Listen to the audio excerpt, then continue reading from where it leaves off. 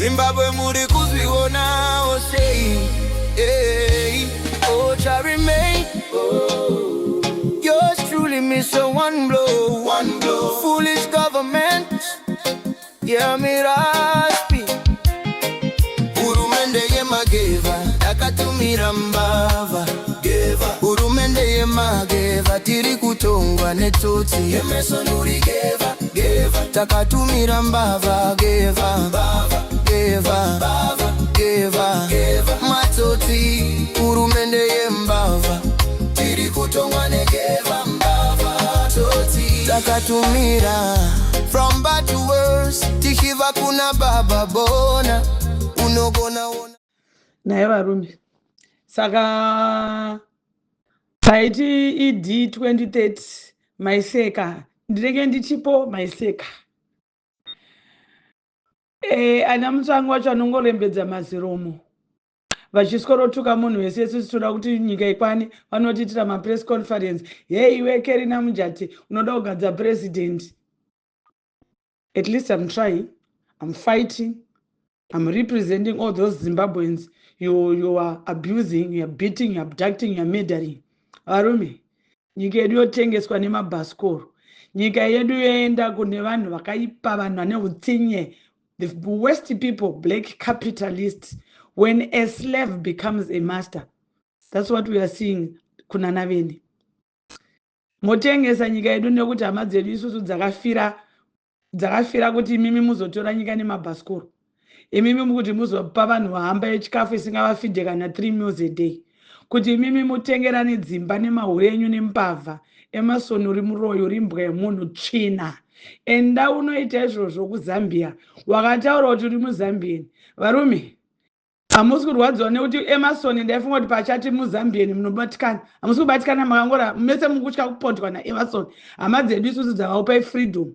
Makutengesa futi.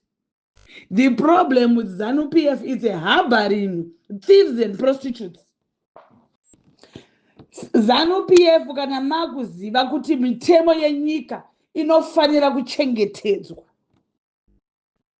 Kubvira kare vanhu vaizovharirwa dzimba tichizviona marokesheni. Vachivharirwa dzimba posura pakaiswa stika nemunhu wekukanzuru. Munhu otaura kuti hanzi unofunga kuti handipinde mumba unoti wasiya kanzuru. Ndo pakatotanga kufira mutemo ipapo. Vanhu hobo vakagara muZimbabwe mumarokesheni across Zimbabwe vanotofunga kuti dzimba dzavanogara dzavakapiwa nekanso ndedzavo. Ndo pakatofira mutemo ipapo. ZANU-PF harbors matsotsi. Matsotsi akabata mapfumira vakatotsvagirwa kunzi vanorwara vanopenga. Asi they are still in the Senate. Vatori muParliament ndo masaskam ayo ari kunzi zvoni akambonzi ari certified mupengo ndo achazotivhotera isusu. Emerson uri tsvina yemunhu. Akusiri munangagwa uri tsvina une dhimoni ratete guru wako negomo raita basa rekuba goridhe redu uchipa maputukezi. Muri tsvina dzevanhu vanhu kwamunangagwa. Muri tsvina dzevanhu mazikuhure ese ari muParliament ana Mchinguli, ana Mebo Chinomona, ana Mfumira, ana Monica Mtsvangwa. Mazikuhure Hozana, mazikuhure Emerson. Vakadzi vasina moyo, makamama moyo mukasiya matushi. Muri mhuka dzevanhu. Munhu wese ari kusapota Emerson Mnangagwa. Your time will come. Your time will come. Nyika yedu yotengeswa nemabhasikoro. Tina hama dzedu dzinodzoka kumusha. Motengesa nyika yedu kumunhu anotiudza kuti muZambia. So imimi vacho varume vari muZimbabwe. Muri kuda kuti nyika yedu iende kumabwini kuti Emerson atore nyika yedu azviti king wedu.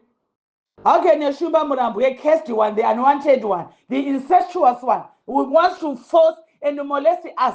Kuti uzvite mambo weZimbabwe Emerson Mnangagwa. Ana tagwirei vakutoba nyika yedu mbavha dziya magrade 2. Varume weZimbabwe, what is wrong with you? What is wrong with you? Makangomira chete vachidai so vachisa zvimutemo zvavo zveRhodesia. Ana Ian Smith vakatotonana vaitoziva kuti vanhu vanonidha matoilet. Vovakirwa matoilet yakona tsvina dzekuti wakafamba rari yese angori tsvina, hapana kana pekuitira weti, hapana kana toilet, hapana kana pekugeza maoko. Emerson uri imbwa yemunhu musatani wako. Naye varume. Saka paiti id 2030 maiseka ndinenge ndichipo maiseka ana Mutsvangu wacho anongorembedza maziromo vachisworotuka munhu wese isusu toda kuti nyika ikwane vanotiitira mapress conference iwe Kerina Mujati unoda kugadza president. At least I'm trying, I'm fighting, I'm representing all those Zimbabweans you are abusing, you are beating, you are abducting, you are murdering. Varume, nyika yedu yotengeswa nemabhasikoro, nyika yedu yoenda kune vanhu vakaipa, vanhu vane utsinye, the worst people, black capitalists. When a slave becomes a master, that's what we are seeing kuna Naveni. Motengesa nyika yedu nekuti hama dzedu isusu dzakafira kuti imimi muzotora nyika nemabhasikoro, imimi kuti muzopa vanhu vahamba yechikafu isingavafidhe kana 3 meals a day, kuti imimi mutengerane dzimba nemahure enyu nempavha emasoni uri muroyo uri mbwa yemunhu tsvina. Enda unoita izvozvo kuZambia, wakataura kuti uri muZambian. Varume, hamusi kurwadziwa nekuti Emerson ndaifunga kuti pachati muZambian munobatikana, hamusi kubatikana makangora mese mukutya kupondwa naEmerson. Hama dzedu isusu dzavaupai freedom, makutengesa futi. The problem with ZANU-PF is a harboring thieves and prostitutes. ZANU-PF kana makuziva kuti mitemo yenyika inofanira kuchengetedzwa. Kubvira kare vanhu vaizovharirwa dzimba tichizviona marokesheni vachivharirwa dzimba posura pakaiswa stika nemunhu wekukanzuru, munhu otaura kuti hanzi unofunga kuti handipinde mumba unoti wasiya kanzuru. Ndo pakatotanga kufira mutemo ipapo. Vanhu hobho vakagara muZimbabwe mumarokesheni across Zimbabwe vanotofunga kuti dzimba dzavanogara dzavakapiwa nekanso ndedzavo. Ndo pakatofira mutemo ipapo. ZANU-PF harbors matsotsi akabata mupfumira vakatotsvagirwa kunzi vanorwara vanopenga, asi they are still in the Senate, vatori muparliament. Ndo masaskam ayo ari kunzi zvoni akambonzi ari certified mupengo, ndo achazotivhotera isusu. Emerson uri tsvina yemunhu, akusiri Mnangagwa uri tsvina une dhimoni ratete guru wako negomo raita basa rekuba goridhe redu uchipa maputukezi. Muri tsvina dzevanhu vanhu kwaMnangagwa, muri tsvina dzevanhu mazikuhure ese ari muparliament, ana Mchinguri, ana Mebo Chinomona, ana Mupfumira, ana Monica Mutsvangwa, mazikuhure Hozana, mazikuhure Emerson, vakadzi vasina moyo, makamama moyo mukasiya matushi, muri mbuka dzevanhu. Munhu wese ari kusapota Emerson Mnangagwa. Your time will come.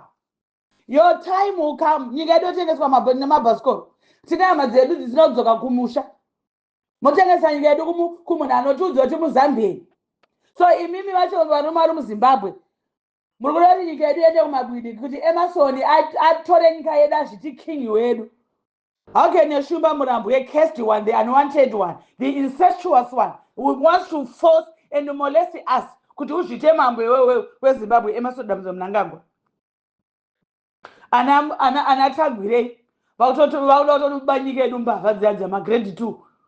Varume weZimbabwe, what is wrong with you? What is wrong with you? Makangomira chete vachidai so vachiisa zvimutemo zvavo zveRhodesia. Ana Ian Smith vakatotonana vaitoziva kuti vanhu vanonidha matoilet, vovakirwa matoilet yakona tsvina idzi dzekuti wakafamba nhare yese angori tsvina, hapana kana pekuitira weti, hapana kana toilet, hapana kana pekugeza maoko. Emerson uri mbwa yemunhu musatani wako.